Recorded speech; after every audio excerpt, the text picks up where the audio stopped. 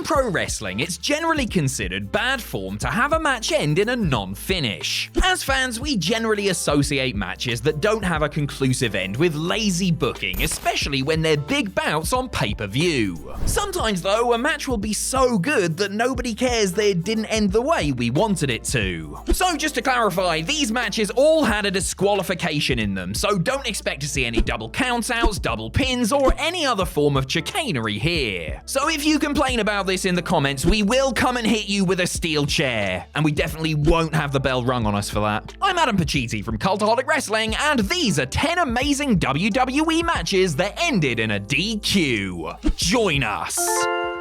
But first, when you need the best possible protection, who do you turn to? Brock Lesnar? Brock Lesnar? Haku? Haku? Maybe get Bradshaw and Farouk out of retirement. AP? Nay! Don't be daft. If you want the best possible protection out there, then your choice should be none other than NordVPN. Cheers to Nord for sponsoring this video. We at Cultaholic truly believe that Nord is the best service of its kind. So here is how I use Nord. Obviously, I live in the United Kingdom, but with NordVPN, I can set myself to be anywhere in the world virtually and access content from those regions. So this means if I fancied it, I could set myself to be somewhere else in the world virtually and sign up for a certain sports entertainment network for a fraction of the price. Or if I happen to live in the United States, I could sign up for that sports entertainment network, even though it doesn't properly exist as it did in the United States before. So you can get all of the premium live events, the weekly shows, the historical stuff, all of that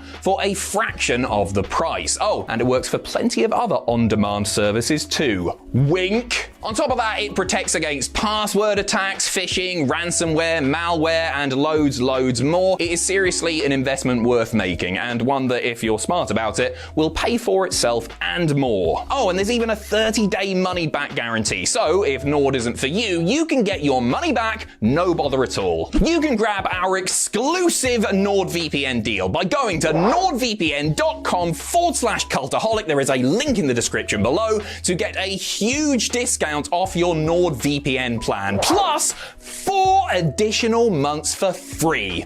Can't say fairer than that. Enjoy the video.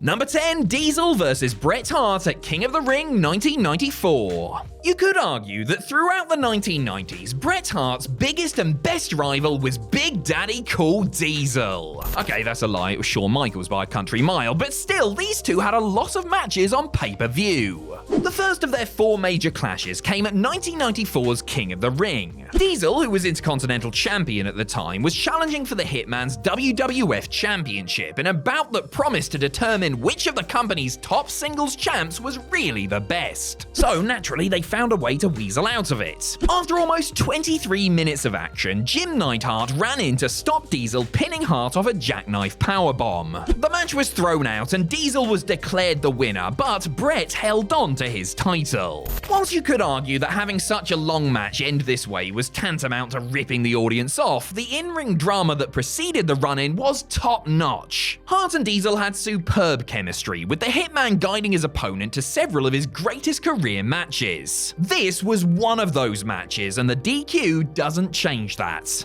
Number 9, Ronda Rousey vs. Charlotte Flair at Survivor Series 2018. Back in the days when WWE used to book the champions of Raw against the champions of SmackDown at Survivor Series, Raw Women's Champion Ronda Rousey was set to do battle with her blue brand counterpart Becky Lynch in 2018. Rousey was still over, and Lynch just so happened to be the fastest rising star in all of wrestling at the time. Their clash would be one for the ages, until Lynch had her face broken and got put on the shelf. Instead, Lynch chose her old friend / rival / friend again / rival again, Charlotte Flair, to take her place, leading to a bout between two of the most famous and heavily marketed female combat athletes of the modern age. Both women put on a great show, matching athleticism and power with one another before Flair snapped and clocked Rousey with a kendo stick, throwing away the match and turning heel in the process. Not only was this a great contest, but the finish also furthered the storyline between Flair, Rousey, and Lynch, which would eventually lead to their historic WrestleMania 35 Triple Threat main event. Number 8, JBL vs. Eddie Guerrero at Judgment Day 2004. Squeamish people, look away now because this is that Eddie and JBL match. The former Bradshaw, who had just undergone one hell of a gimmick change, was competing in his first pay-per-view world title match against the beloved world champion. Latino Heat was not JBL's biggest fan, as the former acolyte had recently given his mother a kayfabe heart attack, so these two were ready to go to war. Little did we know that the ring would resemble an actual war zone once the night was through. During the brawl, Guerrero famously nicked an artery in his forehead whilst blading, causing his face to look like the climax of Carrie. Despite the cascade of red stuff spewing from the wound, Guerrero saw the match through to the end, which was him striking his opponent with his title belt. The work in here was very good, as both Bradshaw and Eddie were obviously more than capable in the ring, but the violence and gore really elevates it to another level. It won't be to everyone's taste, and I wouldn't recommend watching this before, during, or after dinner, but this is one of the most spectacular WWE matches in the truest sense of the word. Number 7, Seth Rollins vs Roman Reigns at Royal Rumble 2022. By January 2022, Roman Reigns had defeated pretty much everybody on the SmackDown roster, so WWE were forced to make his opponent at the Royal Rumble Raw's Seth Rollins, who had also been a heel just a few weeks earlier. A sign of Roman's dominance as champion, or of WWE's bad creative? You decide.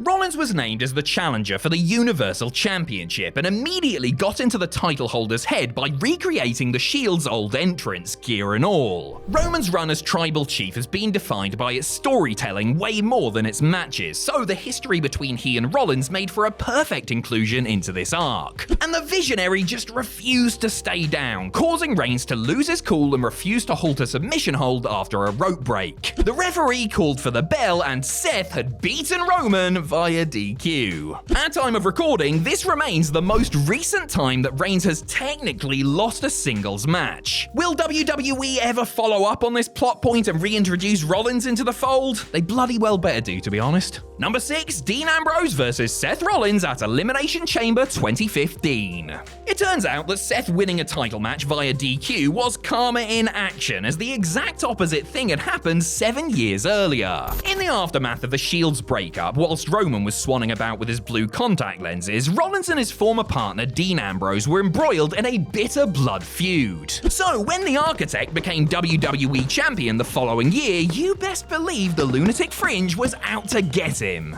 Rollins and Ambrose faced off for the title at Elimination Chamber 2015 in a highly emotional encounter. The man now known as Jon Moxley was able to overcome his enemy, pinning him to win the championship in front of an elated crowd, or so we thought. You see, earlier in the match, Rollins had pulled the referee in front of an Ambrose elbow drop, knocking him out. Whilst a second official had countered the winning pinfall, the original ref overruled him and announced that instead, Ambrose had won via disqualification. This classic example of a dusty finish was a great way to extend this rivalry, to play with the audience's emotions, and to produce an all-time great meme face courtesy of our boy Seth. Number 5, Brock Lesnar vs The Undertaker at Unforgiven 2002. If you are still recovering from Eddie vs JBL, then don't worry, this is not that Hell in a Cell where everyone, including Paul Heyman, bleeds buckets. This is the show that took place a month earlier, which was headlined by world champion Brock Lesnar taking on The Undertaker in a boring old singles match. Kidding, obviously, it's on this list, it's obviously great. The upstart and the legend worked perfectly together, pitting raw untamed power against a sky-high ring IQ and the tenacity of a steely veteran. Unfortunately for those in attendance, they never got a conclusive ending to this surly slugfest, as excessive brawling and wiping out the ref led to this main event getting called off as a double DQ. Though a bit of a damp squib, this ending solidified both men's status as uncontrollable wild animals who couldn't be tamed by a mere wrestling ring. They also made up for it a little with the post-match angle, where Taker threw Lesnar face first through part of the pay-per-view set.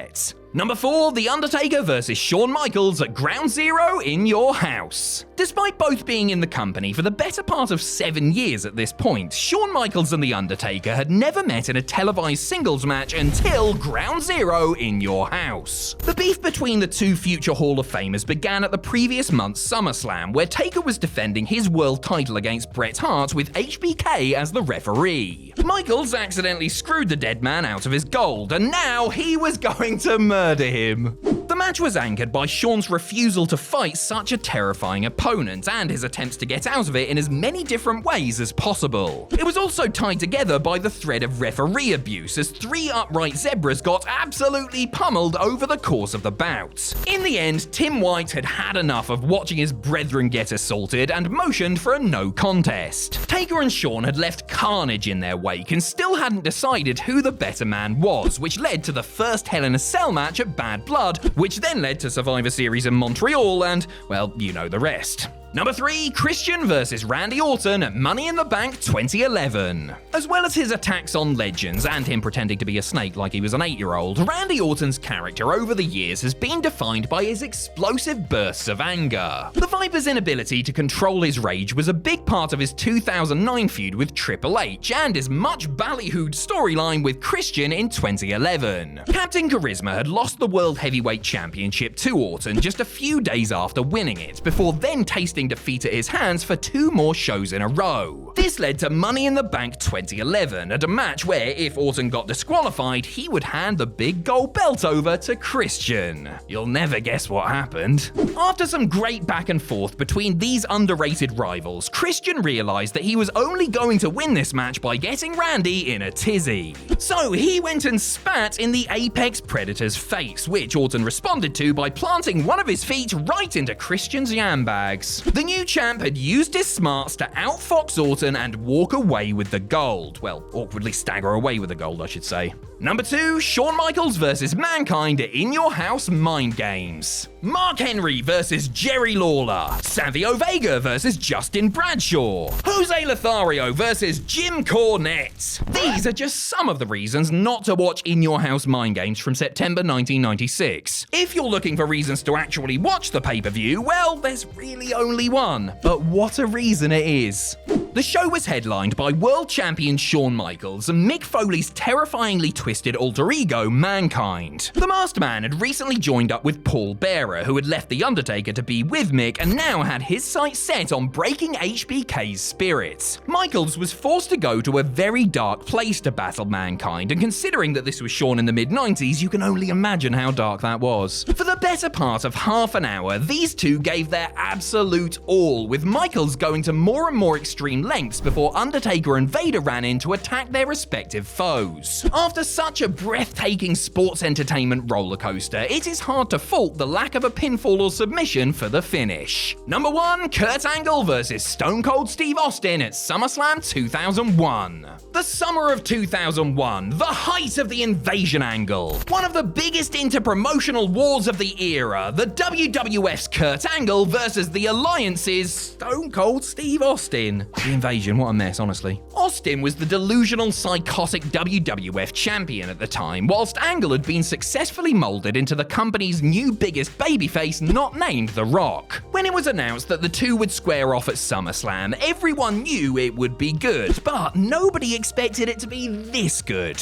These two highly talented performers left it all in the ring on this night, going hell for leather in a match that saw blood, crowd brawling, and enough finisher kickouts to make a smart mark explode with rage. Or joy, I don't even know anymore. This adrenaline-fueled thrill ride finally came to an end when Austin smacked the hell out of several referees, including clobbering Tim White with the title belt. Just as Angle was making the winning cover, Alliance referee Nick Patrick called for the bell, allowing the Texas Rattlesnakes' reign to continue. For all its excitement, drama, and violence, this has got to be one of the greatest WWE matches of all time not to have a proper finish. Oh, it's true, it's damn true, and that's the bottom line.